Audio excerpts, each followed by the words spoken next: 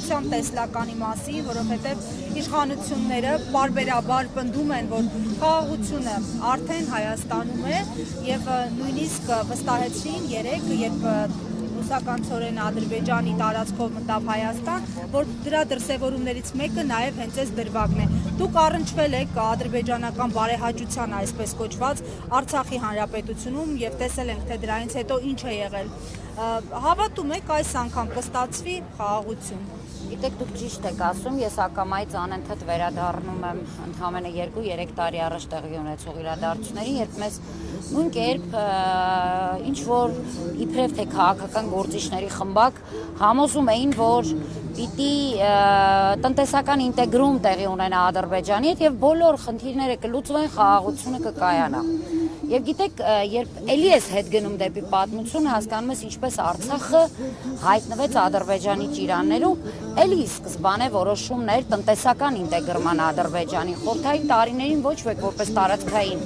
ամբողջականություն չի ներառել, հա, Արցախը Ադրբեջանի կազմում։ Զուտ տնտեսական ինտեգրման մասին է եղել խոսքը, ինչից միշտ Արցախը խուսափել է արդեն 88-ի շարժումից հետո բնականաբար, եւ եթե մենք վերադառնանք 2023 թվականի սեպտեմբեր ամիսը, երբ Արցախում մարդիկ իրականում սովալուկ էին ու ծանր վիճակ էր եւ կար, եւ պիտի լիներ նաեւ քաղաքական որոշում թույլ տալ ակնայով բեռները մտնեին Արցախ թե ոչ, ես ձեզ ասեմ, ես էլ մեկն էի այն падգամավորներից, որը վախեցավ ընդդիմանալ եւ ես չհայտնեցի կոնկրետ կարծիք այդ առումով,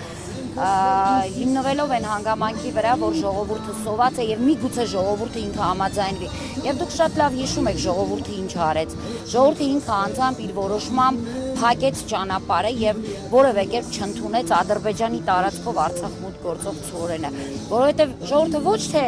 հպարտ էր ու ուզում էր սովից մեռնել, բայց չվերցնել այդ ցորենը, ոչ շատ լավ հասկանում էր, որ այդ պարագայում ընդհանրապես Արցախի թեման փակվելու է, որովհետև գոյություն չունի տնտեսական ինտեգրում։ Դա իրականում հենց ինտեգրումն է, դա հենց համակեցությունն է, դա միասին ապրելն է, իսկ մենք մեծից լավով գիտի, որ ադրբեջանցու հետ անհնար է խաղաղություն կերտել մի հարկի տակ, այդպիսի բան չի լինում, ադրբեջանցին գիշերը քնելիս մտածում է ինչպես մորթի քո զավակին, որտեվ դա իրենց պետության քարոզությունն է եւ հատկապես այս նիկոլական խաղաղության, հա, դարաշրջանում, Չակերտներում իհարկե այդ բոլորը, մենք շատ լավ տեսնում ենք զուգահեռ Ադրբեջանում ինչ քարոզություն է գնում եւ առնվազն 50 տարի է պետք, եթե այլևս չգնա քարոզություն, որովհետեւ ներկայիս սերունդը այս քարոզության հետևանքներով չուզենա մորթել հային։ Եվ գիտեք ինչ, ինձ մոտ ամեն դեպքում անընդհատ հարց է առաջանում, լավ, որոշ ժամանակ առաջ Հայաստանի վարչապետը հայտարարում էր, որ Արցախը բեռ էր, Արցախը իրենց կոկորտին էր մնացել, Արցախը շղթա էր փաթաթված իրենց կոկորտին, եւ եթե Արցախը չլինի, ապա կկերտենք խաղաղություն։ Հասավ չէ իր ուզածին, հանձնեց Արցախը, արցախցիներին ցրեց աշխարհով մեկ, հասցրեց ամենաստորաքարշ վիճակին։ Բա ինչու չեղավ այդ խաղաղությունը։ Բա էլ ինչ խնդիր ունի, որ ինքը պիտի շարունակի զիջի այլևս Հայաստանի։ Ասում եք կա խաղաղություն, կրակոց չի եղել վերջին շրջանում, ցորենը գալիս է։ Ընդունեցի, ես ընդունում եմ, լավ, չեմ ընդդիմանում իր խաղաղությանը, իր ասած խաղաղությանը փորձում եմ չընդդիմանալ։ Բայց չէ որ դա Արցախով արդեն հաստատվել էր, իրենց ասելով, Արցախից ազատվել էին եւ այդ խաղաղությունը հաստատվել էր։ Հիմա ինչ ընթացք կա խաղաղության, որ կարիքը կա օրինակ Ադրբեջանի տարածքով բեռներ բերել։ Եվ եկեք ուղղակի ընդհանրապես ուշադիր լինենք ու հա այս չգիտեմ ինտերնետային կառավարման զոհերը չլինենք, որովհետև իրականում եկեք ուղղակի վերջին 2 շաբաթների լսենք թուրք, էլ չեմ ասում ադրբեջանցի, թուրք պաշտոնյաների հայտարարությունները Զանգեզուրի միջանցք ձևակերպման վերաբերյալ, արևմտյան Ադրբեջան ձևակերպման վերաբերյալ եւ հասկանանք ուր է տանում մեզ այդ խաղաղությունը, որովհետեւ ըստ էության նման խաղաղության մի հուշագիր էլ Նիկոլը ստորագրել էր Ռուսաստան, Հայաստան, Ադրբեջան այդ պայմանավորվածության արդյունքում, այո։ եզուրի միջանցքը կամ պաշտոնյաների ելույթները։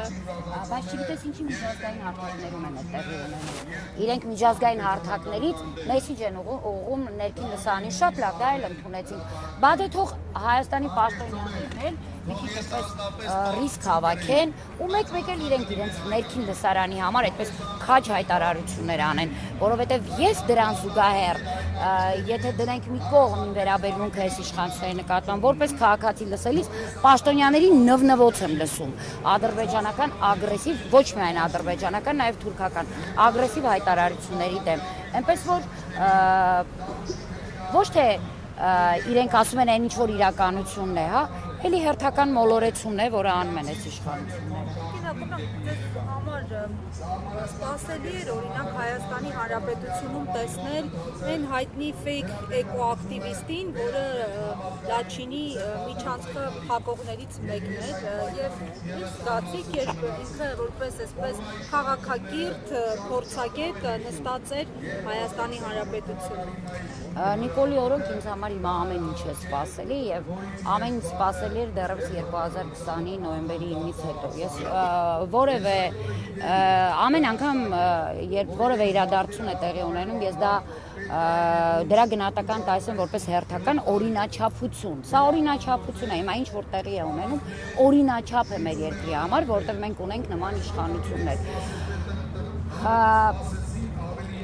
Էկոակտիվիստին ճակերտավոր տեսնելիս իմ մոտ միայն մեկ զգացում կար, հերթական ապացույցի իմ համար, որ այն ինչ որ տեղի ունեցավ Արցախում սկսած 2019-ից վերածնդի հրապարակից սկսած Նիկոլի արած հայտարարությունից հետո առ այսօր դրանք բոլորը պայմանավորվածությունների արդյունք են եւ էկոակտիվիստի Հայաստանում հայտնվելը դրա վառ ապացույցն է, որ նույնիսկ շրջափակումը ես միանշանակ այժմ արդեն իսկ ինձ համար վստահ եմ, որ տեղի է ունեցել Հայաստանի իշխանությունների համաձայնությամբ։ Հակոբյան Փաշինյանը ամեն օր նոր լուքերով է հանդես գալիս, այսօր հերթական լուքը ցուցադրեց եւ գնաց կառավարություն, որի վերջում կառավարության նիստից հետո լրագրողների հետ ճեպազրույցից հետո ամփոփեց տեսաուղերձով, ասաց, որ լրագրողների հետ իր հարցպատասխանը անկիրք է անցնում, ինչպես կմեկնաբանեք։ Գիտեք, ես սկսել եմ նախ չհետևել Նիկոլ Փաշինյանին, դա իմ համար նոր հայտնագործություն է, որովհետև սկսած 2018-ից ես ամենօրյա ռեժիմով, նույնիսկ ճակերտներ բացեմ հենց իր Facebook-յան էջում, ես միշտ հետևել եմ Նիկոլ Փաշինյանին։ Երկար ժամանակ է չեմ հետևում եւ հասկանում եմ, որ դա հոգուտ ինձ է, որովհետև ես նոր բաներ չունեմ այդ անձի շուրջ հայտնաբերելու, որովհետև հակառակը իրեն հետևելիս ես ինձ թույլատվում եմ, ինչու՞, որովհետև հերիք է ես իր կերպարը տեսնեմ եւ հիշում եմ իմ մանկությունը, երբ գնացքով օրինակ Վրաստանով անցնում էի եւ տեսնում էի դույլով մանդարին ու նարինջ վաճառող վրացիների կերպարը։ Ես օրինակ իրեն այդ կերպարում եմ ավելի տեսնում եւ դա ինձ թույլատվում է, որովհետեւ այն սպառնալիքները, որ կարելի է իրենից սպասել, ավելի լուրջ չեմ սկսում վերաբերվել։ Դրա համար փորձում եմ այլևս չհետևել եւ ընդհանրապես չմեկնաբանել իրեն։ Ես գիտեմ ինքը ինչ է արել եւ ինչ է ուզում անել, բայց ես գիտեմ ինչ եմ ես ուզում եւ ինչ պիտի անեմ։ Դա է կարևորը ըստ իս։